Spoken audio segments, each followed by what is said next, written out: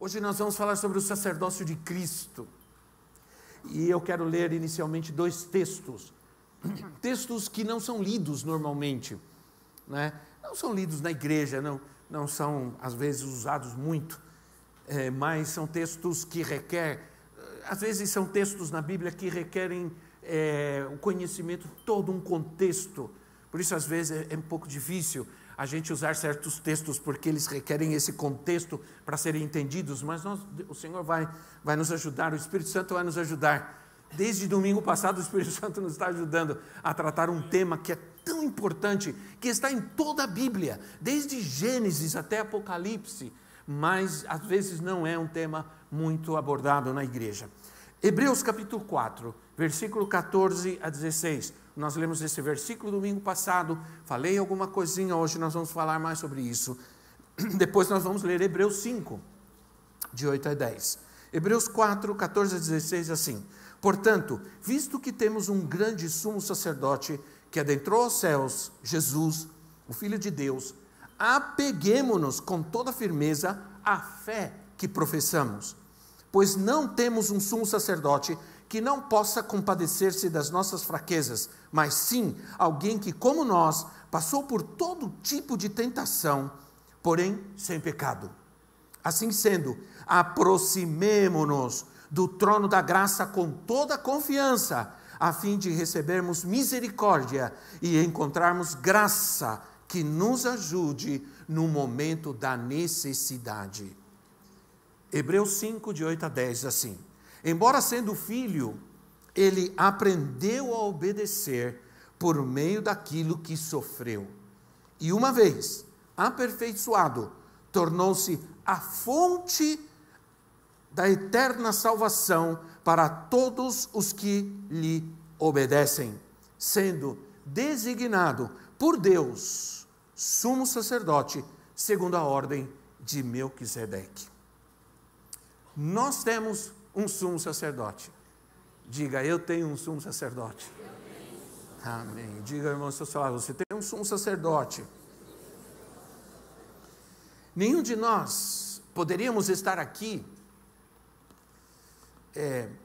nós não estaríamos aqui se não tivéssemos um sumo sacerdote. Eu estava dirigindo meu carro, pensando na palavra e pensando em tudo, e eu pensava, como você hoje vai chegar? Porque eu oro por vocês, todo domingo na madrugada eu oro por vocês, eu oro e digo, Senhor, eu oro por aqueles que estarão conosco. Então se você veio, é porque eu orei por você e Deus disse, então você vai porque Ele orou por você. Então você vai porque eu vou falar com você. Não quero dizer para você que nós estamos felizes para vir à igreja todo domingo. Sim ou não? Estamos felizes, motivados. Não? Às vezes, embora a palavra de Deus diz que nós devemos ter alegria. Alegrei-me quando me disseram, vamos à casa do Senhor, mas diante das vezes os contextos da vida, as lutas da vida, a gente vem, às vezes, não porque a gente está com toda a motivação, a gente vem porque o Senhor nos traz. Porque o Espírito Santo diz, você vai, meu filho, aí você levanta, você se arrasta, você ora e você vai. Aqui nós não estaríamos se não tivéssemos um sacerdote sobre a nossa vida. Deus é meu Pai Celestial. Meus pecados estão perdoados, Jesus morreu pelos meus pecados, eu sou livre, Deus está comigo. Nada disso nós poderíamos dizer, aliás, nada disso nós poderíamos crer, se não tivéssemos um sacerdote sobre a nossa vida, que nos faz compreender as profundezas de Deus. Às vezes, ouvimos, aprendemos e vivemos certas coisas que não compreendemos plenamente, sim ou não? A Bíblia diz em Deuteronômio 29, que as coisas que são escondidas, que elas são secretas, que elas são difíceis de entender, elas são para Deus. As outras que podem ser entendidas, Ele dá para nós. Então nós conseguimos entender.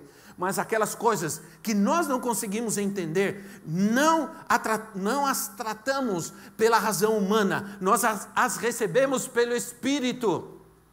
E a fé, aí Hebreus diz que pela fé nós entendemos. A fé nos ajuda a entender os mistérios de Deus, ou pelo menos aceitá-los como eles são. Jesus foi instituído por Deus sumo sacerdote, para ser a fonte da salvação eterna a todos aqueles que lhe obedecem.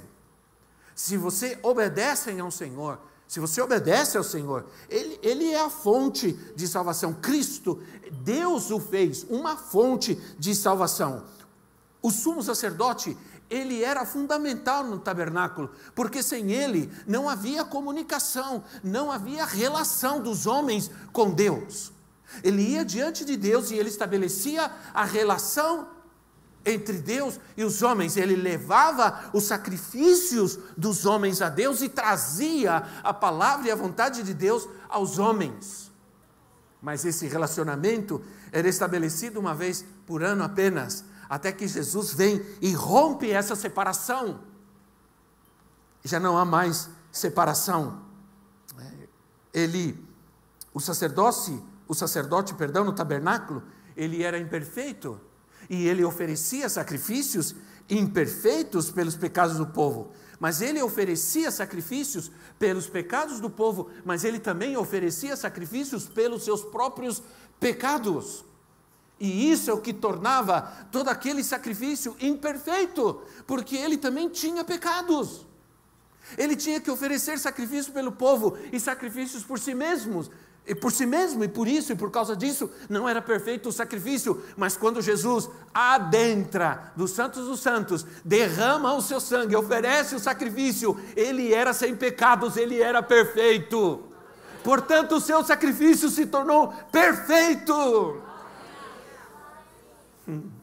Isso é maravilhoso, me toca, é presença de Deus, é glória de Deus, isso é fundamento. Quem crê nisso, está vivo, está salvo, está na glória, irmão, oh glória. Agora, ele veio como sacerdote a primeira vez, ele veio como sacerdote, mas a segunda vez ele virá como juiz, e é isso que o mundo precisa entender. E olha, tem muita gente, e eu falei isso na quinta-feira está uma bênção aqui, né? Quinta-feira é uma coisa maravilhosa, que Deus está fazendo muita coisa, Deus está agindo aqui, nesse culto de quinta-feira. Infelizmente, hoje uma grande porcentagem de cristãos não pensam, e até duvidam, de que vai haver um juízo, e que vai haver um juízo. Aparentemente, não estão preocupados com isso. A igreja, antigamente, na minha infância, na minha adolescência, minha juventude, era muito preocupada, era a ênfase da igreja, era o juízo e o castigo de Deus. Então a gente vivia com medo, né? A gente tinha muito medo de pecar, de errar, tinha medo de ir para o inferno. Hoje o povo está meio sem medo, né? Está muito preocupado, principalmente com juízo. Você precisa entender uma coisa, eu li Hebreus capítulo 9, Hebreus 9, 27, diz assim: ao homem está destinado morrer uma só vez, e depois disso, só o juízo. Então, duas coisas são certas na nossa vida, presta atenção uma coisa, eu vou dizer para você uma coisa, muita coisa pode acontecer na sua vida, e muita coisa pode não acontecer, mas duas coisas é certo, vão acontecer. Primeiro, você vai morrer. Segundo, você vai passar pelo juízo. Guarda isso, sai daqui com isso no teu coração, e aí, meu amigo, está tudo certo, aí, meu irmão. Você não precisa lembrar mais de nada, só lembra disso o resto da sua vida. Porque às vezes a gente vive parece que vive como se não fosse morrer, e depois como se não fosse ter nenhum juízo na nossa vida. Não se engane, todos nós vamos enfrentar essas duas coisas em nossa vida, e uma virá depois da outra. Mas há uma bênção que vem do sacerdote. Há uma bênção que vem do sacerdote. Se o sacerdote é bom, bênçãos boas. Se o sacerdote é ruim, bênçãos ruins. Existiram sacerdotes ruins? Sim. Sacerdotes que pecaram? Sim. Agora, Hebreus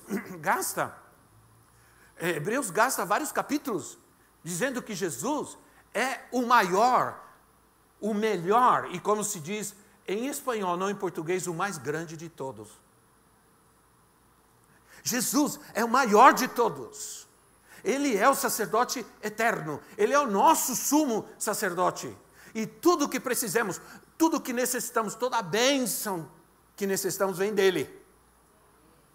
Para quê? Para que como sacerdotes nós possamos dar a outros o que Deus nos deu. Deus deu sementes. Deus deu sementes para vocês. Eu aqui celebramos essas sementes. Elas são sementes que estão sendo semeadas neste mundo, mas elas vão dar frutos. Elas vão abençoar essa terra, porque elas têm a bênção sacerdotal sobre elas. Sim ou não, irmãos? Entendam isso. Olha, no tempo de Jesus, os sacerdotes no tempo de Jesus, que estavam na terra, vocês se lembram, os romanos estavam dominando, o povo de Israel estava sob o domínio romano. Então, os sacerdotes, Anás, Caifás, eles eram corruptos, infelizmente. Eles crucificaram a Jesus, embora eles não queiram assumir isso, mas isso aconteceu. Os sacerdotes daquela época, eles não cuidavam do templo. O templo estava abandonado, tanto que Jesus chegou e estavam vendendo todo tipo de coisa no templo. Jesus se irou com aquilo. Jesus disse: não é possível, a minha casa será casa chamada, a casa do Pai será chamada casa de oração. Isso é um lugar de adoração, de adoração. Vocês estão aqui vendendo as coisas, negociando, cambiando dinheiro. O que vocês estão fazendo? Mas é porque o sacerdócio estava mal. Quando o sacerdócio está mal, o povo sofre, irmãos. E eu estou trazendo esse contexto para a igreja hoje. Viu? Infelizmente. Né? Eu não falo mal da igreja, porque eu amo a igreja. A igreja para mim é vida. Ontem nós falávamos aqui, chegamos aqui 8:30 da manhã e 5 horas da tarde nós estávamos aqui ainda. Reuniões e tal. E aí, a gente estava conversando aqui, nós estamos aqui o dia inteiro, já estou cheirando igreja. Eu falei, eu cheiro igreja desde criança. Uma das visões mais lindas que eu tenho de uma criança de 4 anos, talvez eu tenha umas 2 ou 3 só, de uma criança de 4 anos. Uma delas é que eu estou sentado no banco e minha mãe e meu pai foram cantar. E eles subiram e começaram a cantar. O meu pai primeira, minha mãe segunda, tá, aquela coisa, né? Começaram a cantar, eu comecei a chorar. Mas a chorar. Mas eu chorava assim, muito forte. Tanto é que minha mãe se preocupou. E eles terminaram antes, cortaram o hino, terminaram para minha mãe descer e ficar... Porque eu chorava. Quando eu comecei a ver os dois cantarem, eu comecei a chorar. E eu tenho essa imagem até hoje na minha mente. Imagina! Eu tenho essa imagem, isso é sacerdócio. Isso é sacerdócio. Os sacerdotes no tempo de Jesus, eles não tiveram discernimento. Eles não tiveram discernimento que Jesus era o Messias. Quando os reis vieram, os famosos, entre aspas, reis magos, né? Eles vieram procurando onde havia Jesus, eles consultaram os sacerdotes, e os sacerdotes até foram nas escrituras, e eles viram, mas não creram. Os seus olhos estavam vendados, eles não conseguiam enxergar além da corrupção da religião daquela época, né? Então, eles não tiveram nenhuma visão de Jesus. Embora tivessem os profetas, embora tivessem a palavra, eles não tiveram discernimento de Jesus como Messias. Eles estavam vendidos ao sistema daquela época, ao sistema religioso, e não só religioso, mas também político. O sacerdote, o sumo sacerdote, deveriam abençoar, mas eles não podiam fazer isso, porque eles estavam preocupados com outras coisas. Por isso, o amor de Deus foi aperfeiçoado em Jesus Cristo. Por isso, nós precisávamos de um sumo sacerdote perfeito, alguém que intercedesse por nós diante de Deus. Ele fez isso, ele continua fazendo isso. Diz a palavra que ele está sentado à direita do Pai, ele está agora sentado no trono de glória, de justiça, e intercede por nós. Eu tenho um sumo sacerdote que intercede por mim nessa terra. Aleluia. E nós temos um sumo sacerdote, nós olhamos para ele e somos abençoados. Quando mantenho isso, é palavra de Deus para nós. Isso está em Romanos capítulo 12, versículo 2, diz assim, Romanos 12, 2, Romanos não, irmãos, Hebreus, não vamos ler Romanos, Hebreus 12, 2, assim, tendo os olhos fitos em Jesus, o autor e consumador da nossa fé, ele, pela alegria que lhe foi proposta, suportou a cruz, desprezando a vergonha, e assentou-se à direita do trono de Deus. Ele está sentado lá, ele não como espírito, mas com o corpo transformado, ele está vivo, ele intercede por nós, e nós temos nós olhamos para ele e somos abençoados, como aquela serpente que foi levantada por Moisés no deserto, e olhavam para ela e eram curados. Paulo diz assim Jesus foi levantado. Esse é o sumo sacerdote que intercede por nós. Quando mantenho os meus olhos no sumo sacerdote, no perfeito sumo sacerdote, Deus olha para mim através do meu sumo sacerdote. Ele me aceita porque ele me vê através do meu sumo sacerdote. Ele não te aceita só porque você é lindo. Diga amém, irmão. Mesmo que seja pela fé. Ele te aceita porque ele te vê através do sumo sacerdote. Ele te vê através de Jesus Cristo. Ele sim é lindo. Ele me aceita. Eu não preciso fazer nada para ser aceito por Deus. Você não precisa fazer nada para agradar a Deus. Eu já sou aceito por Ele. Em Jesus Cristo. Tudo o que precisava um homem fazer para agradar a Deus, Jesus Cristo já fez. Agora, sou aceito por Deus, por causa do sacrifício que Ele ofereceu por mim. Agora eu tenho que obedecer a Ele. E então, isso torna a minha vida, uma vida cristocêntrica. Cristo é mais importante, Cristo é o centro, Ele é o fundamento, não sou eu. Não são as minhas necessidades o centro de tudo. Não. Nós nos decepcionamos quando ficamos olhando para os outros, sim ou não? Embora o apóstolo Paulo disse assim, sejam meus imitadores, como eu sou de Cristo. Então Paulo está dizendo, se vocês me imitarem, vocês imitam a Cristo. Mas isso é uma coisa muito séria. Chegar ao ponto de dizer para alguém, me imita. Porque se você me imitar, você vai estar imitando a Cristo. Deixa para lá, né? Ora, se a gente ficar olhando as pessoas, a gente fica vendo as fraquezas, as suas debilidades. Por isso tem gente que fica de um lado para outro, de uma igreja para outra, buscando a igreja perfeita, o pastor perfeito, o irmão perfeito, a irmã perfeita, o dirigente do coro perfeito, o adorador perfeito. Nunca! Nós temos que olhar uns aos outros através de Jesus Cristo, nosso sumo sacerdote. Eu tenho que olhar para você e antes de ver você, seu jeito, suas coisas, suas manias, eu tenho que ver a Jesus. Que difícil, né? Mas é uma verdade, porque a Bíblia diz, primeiro mantenha os seus olhos fixos, no teu sumo sacerdote. Isso quer, olha todas as coisas através dele. Olha, gente, eu amo isso. A gente faz isso porque ele fez isso por nós. O apóstolo Pedro disse em uma das suas cartas que eu estava lendo essa semana, que os homens mundanos, eles têm os seus olhos cheios de adultério. Ele diz que o que há no mundo, entre outras coisas, é a cobiça dos olhos. Jesus disse, se os teus olhos forem bons, todo o seu corpo será bom, mas se os seus olhos forem maus, todo o seu corpo será mau. Naquilo que você coloca os seus olhos, é o que você deseja.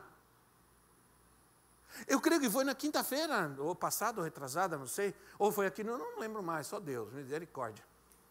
Eu falei sobre uma notícia, um caso verídico que ocorreu alguns anos atrás, não faz muito tempo, que correu o mundo inteiro, de um alpinista, um rapaz alpinista, que ele estava sozinho, fazendo uma como se chama? É isso aí. Ele perdeu o controle, escorregou, caiu e ficou preso entre duas pedras. E ele não conseguia sair. Um dos seus braços ficou preso entre duas pedras gigantescas. Ele passou 3 dias gritando, ninguém ouvia, não tinha rádio, não tinha nada. O que ele fez? Ele arrancou o próprio braço para poder sobreviver. Ele tinha um canivete pequeno e com esse canivete ele arrancou o braço. É uma história verídica. Ele usa um braço artificial e ele conta essa história. Ele conta essa história. Ele falou, perdi o braço, mas eu ganhei minha vida. E se você buscar nas escrituras, Jesus disse assim, se sentir que os teus olhos vão te fazer te perder, arranca os teus olhos, porque é melhor você entrar no céu sem os olhos do que ir para o inferno com os teus olhos. Se o teu braço ou a tua perna te faz pecar, te corromper, arranca e joga fora, porque é melhor você entrar no céu sem eles do que você ir para o inferno com tudo inteiro.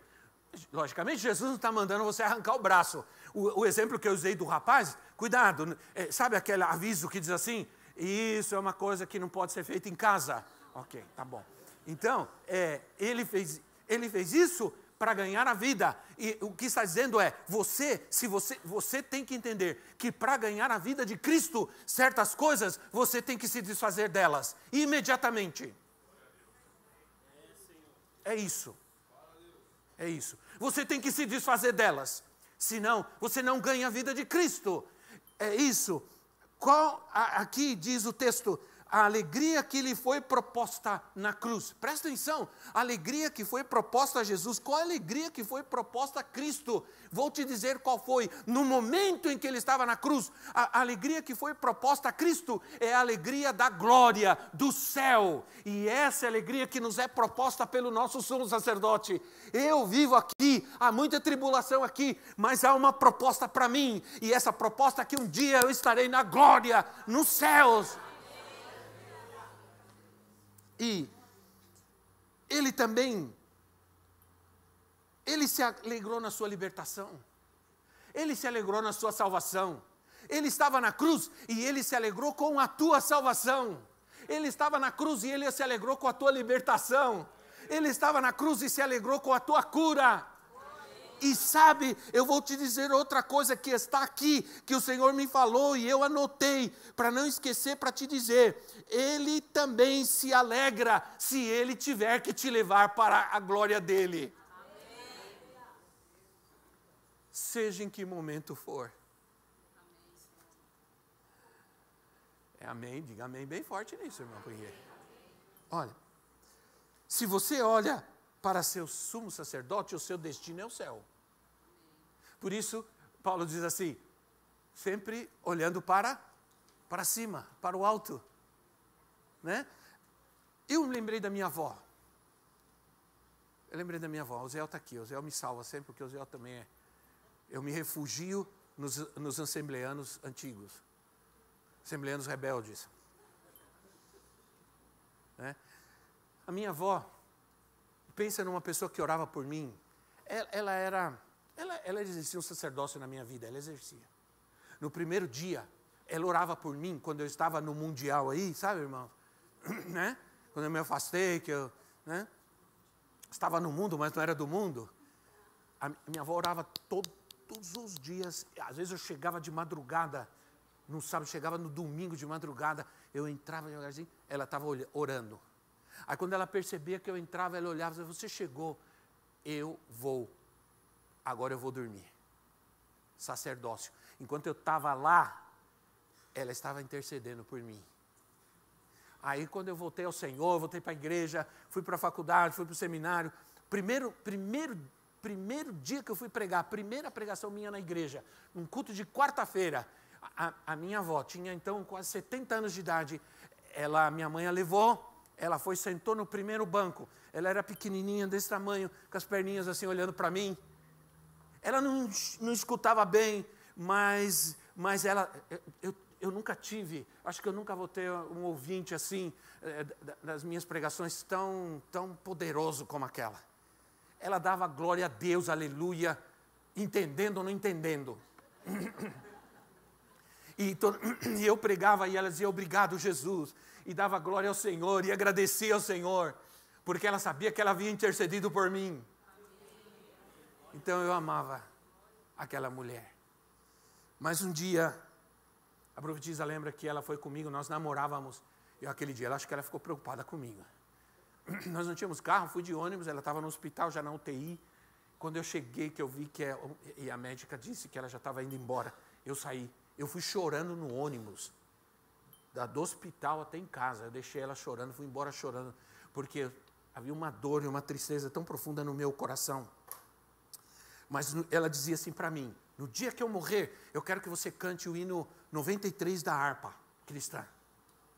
E o coro desse hino diz assim, por Jesus a trabalhar, prontamente, fielmente trabalhar, em servi-lo, que prazer, é só tu, ó crente, o poderá fazer.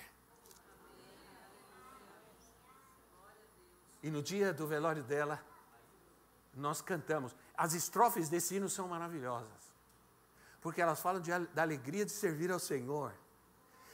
O que ela estava querendo dizer? Ela estava querendo dizer, ela querendo dizer ao Senhor, ou a nós, ela estava querendo dizer, foi um prazer te servir, Senhor, e agora o meu prazer é estar na sua glória, agora o meu prazer é estar contigo.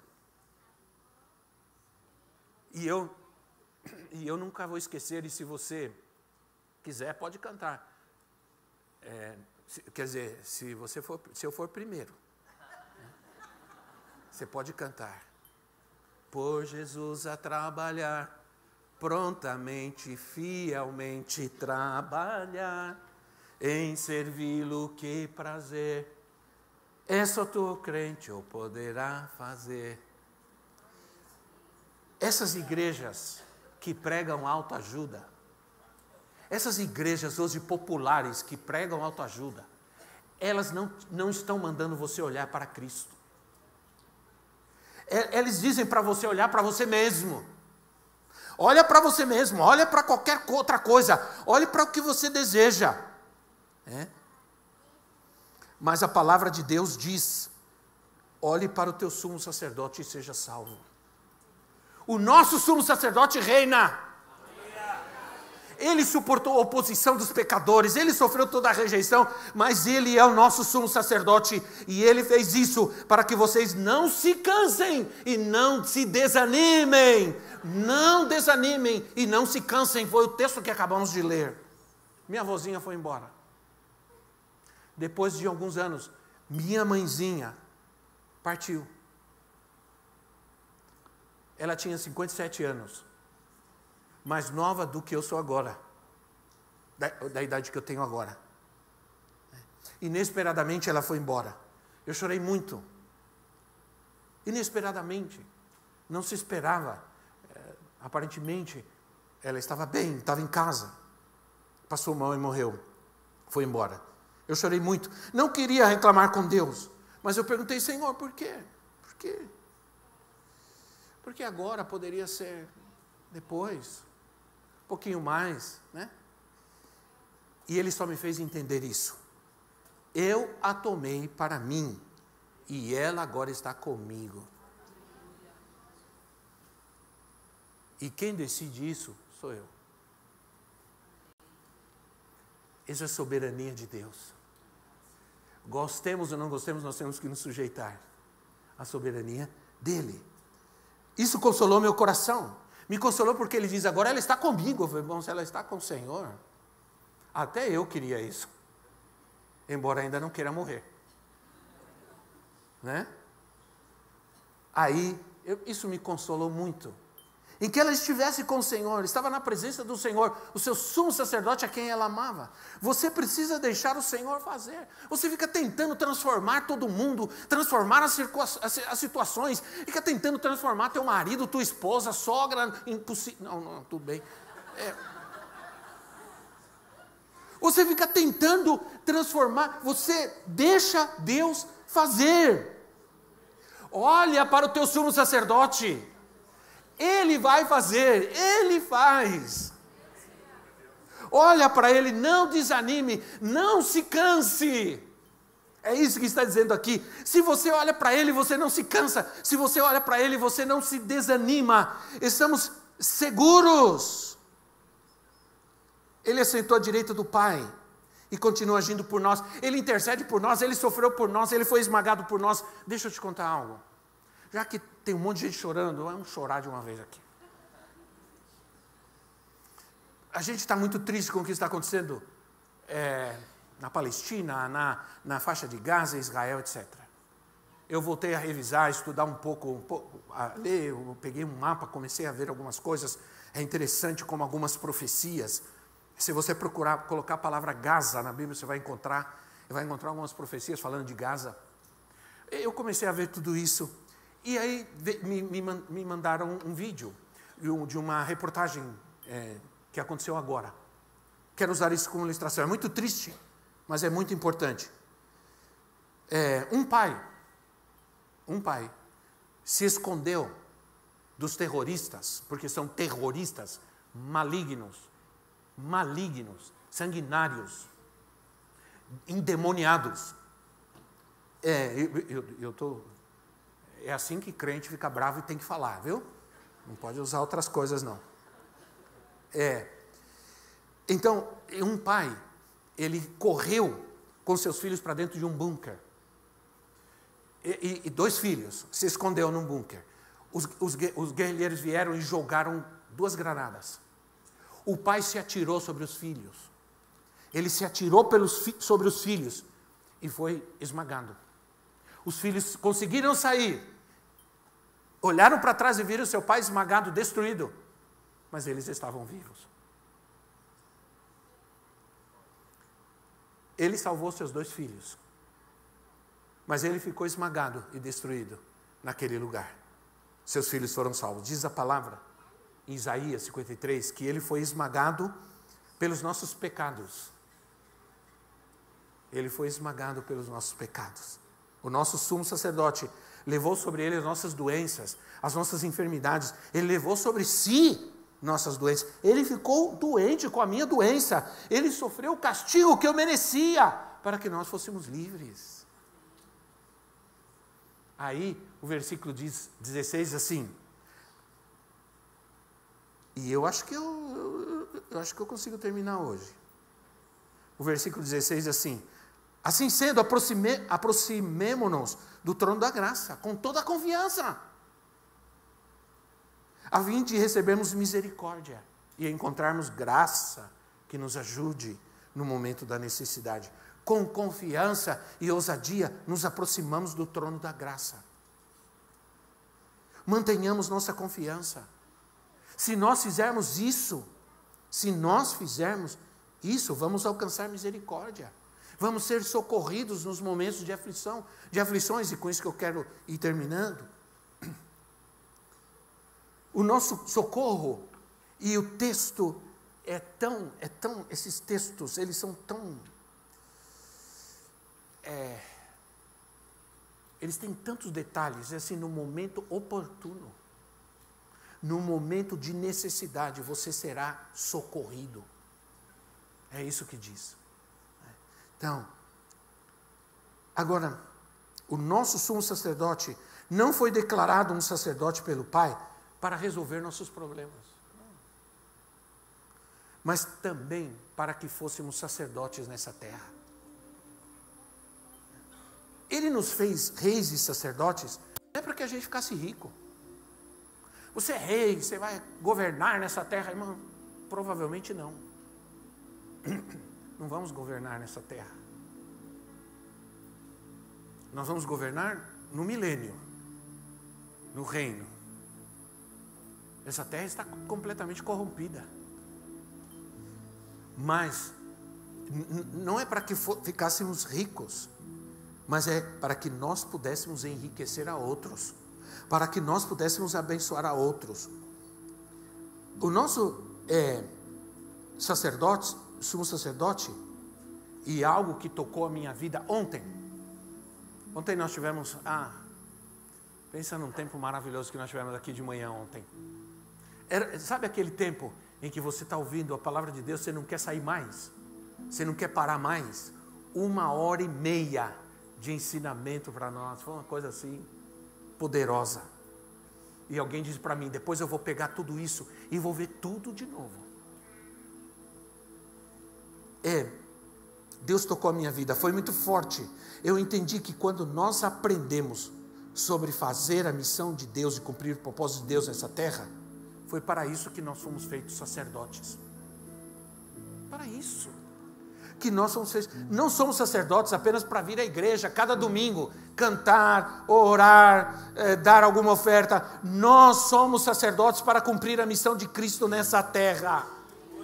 Nós somos mediadores de Cristo entre os homens e Deus. Nós também somos, Ele é o nosso intercessor, nós somos esses mediadores desse mundo. Isso fala da nossa missão sacerdotal.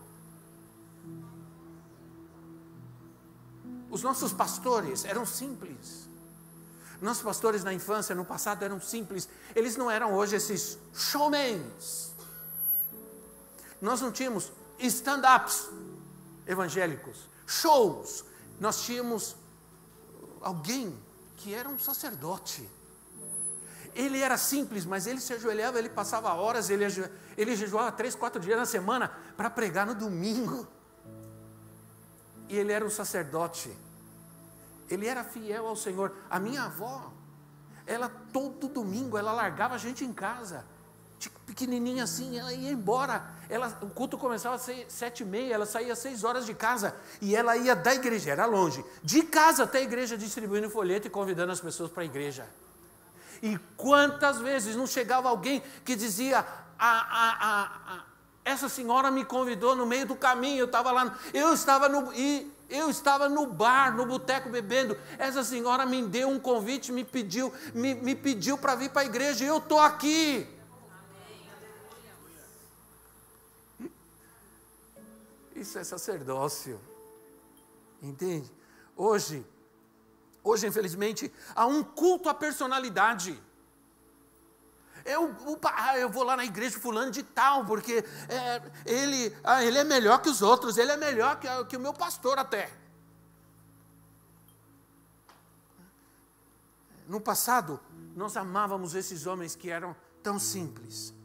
O meu pastor, na minha adolescência, era um plantador de tomate. Ele plantava tomate. Quantas vezes eu ia lá na casa dele, ia com ele, ele ia passar veneno, eu ia pegando tomate verde com sal, que delícia. Né? Não é bom tomate verde com sal? Ninguém nem sabe o que é isso. Tem gente aqui que nem come tomate, olha lá, hein? Manga verde com sal, tomate com sal.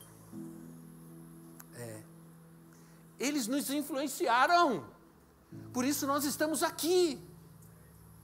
Por isso eu estou aqui. Por isso nós estamos aqui. Porque eles exerceram um sacerdócio sobre nós e nos influenciaram. Então ele nos fez reis e sacerdote para que nós cumpríssemos a sua missão nessa terra. Somos nós que temos que cumprir a missão. Qual é a missão? Não é a missão da igreja, nem a missão da denominação. Qual é a missão do Senhor nessa terra? É salvar o pecador, é libertar o cativo, o oprimido, é salvar as famílias, é resgatar os presos, os oprimidos. O Senhor, Ele começa hoje a levantar poderosos sacerdotes. O mundo está esperando a manifestação dos filhos de Deus. Eu creio sim, sabe? Eu creio sim que você não pode fugir. Você está no mundo. Então, se você vai a algum lugar onde não tem nenhum crente fazer alguma coisa, vai vai. Não pode dizer, não, você não pode participar da festa da sua família porque todo mundo bebe, você é crente. Não, isso não está certo. Você vai e chega lá, seja um sacerdote. Entende? Se você chegar lá e beber e falar palavrão, você é mais um, mas você pode ir lá, você deve estar lá no mundo, no meio dessa gente que não tem ao Senhor. E eu estou cuidando das minhas palavras aqui, né? E seja um sacerdote, seja um adorador, entende? Seja um adorador. Por que eu adoro? Eu adoro para cumprir a missão de Deus. Qual é as pessoas dizem, não, eu sou um adorador. Ah, ótimo, eu vou te dizer, quem é um adorador? Um adorador é alguém que cumpre a missão de Deus nessa terra. Sabe o que é um adorador? O adorador é um sacerdote, é um missionário. Ele é alguém que ele fica inquieto, porque se eu sou um adorador, eu tenho que levar a outros, eu tenho que mostrar a outros que o Deus que eu adoro, ele é o verdadeiro Deus. Por isso eu sou um adorador. O adorador se preocupa em mostrar a esse mundo que o seu Deus é o Deus verdadeiro, que o seu Deus é santo. Por isso ele é santo. Quantos dizem amém a isso? O mundo está esperando a manifestação dos filhos de Deus. Isso significa os verdadeiros sacerdotes de Cristo nessa terra. Vamos ficar em pé no nosso lugar.